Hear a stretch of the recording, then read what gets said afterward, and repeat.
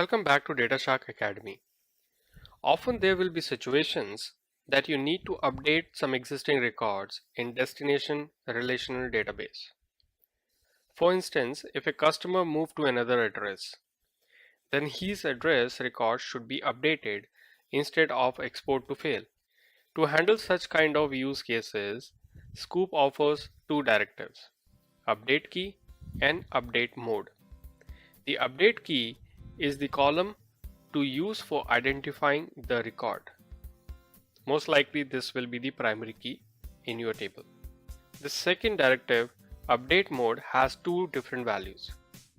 First value is allow insert, which means if there is no matching key, insert this as a new record. And the second value is update only, which means that only update matching key records. This is the default mode, by the way. So let's see this in action using allow insert. Bring the terminal up. Alright, so first let's take a look at what we have on the MySQL side. So we have this table employee CTC nodes, and from our last exercise we only have one record left in it. And now what I'm going to do is I'm gonna run the export again with update key and mode as allow insert and see what happens. Okay, so let's run the export. Table will be employee CTC nodes. This is our MySQL table. Update key is employee ID, which is the primary key, and update mode is allow insert. Alright, I need the list of columns also.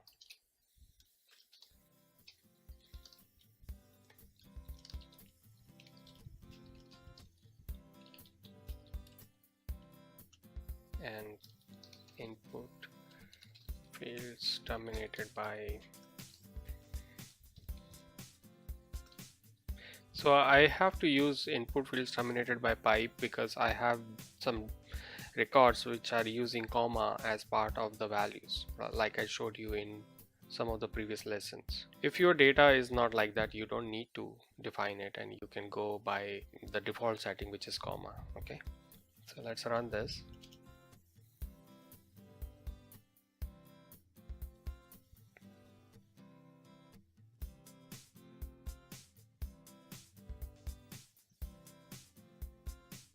Okay, so map process has started.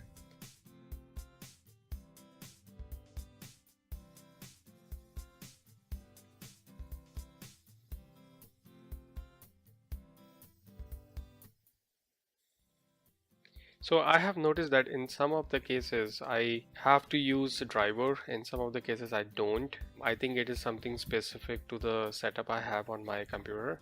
Try this out on your end. If you see some error coming for the same commands that are successful on my side and you are getting the error, try to first remove the driver from that command and try it again. Okay, in most cases this will work. So now this process has finished. It has exported 1000 records. Let's see what do we have on the MySQL side. So let's put some limit here. So as you see that we have loaded the data. Okay, so what it did was it did not fail the transaction, right? To some extent it is similar to the staging concept like we learned before, but what it is doing here is that if some record is existing, then update that record, and if the record is not existing, then insert it. It's called upset transaction. Okay, so try this out on your end, and if you have any questions, let me know. I'll see you in the next class.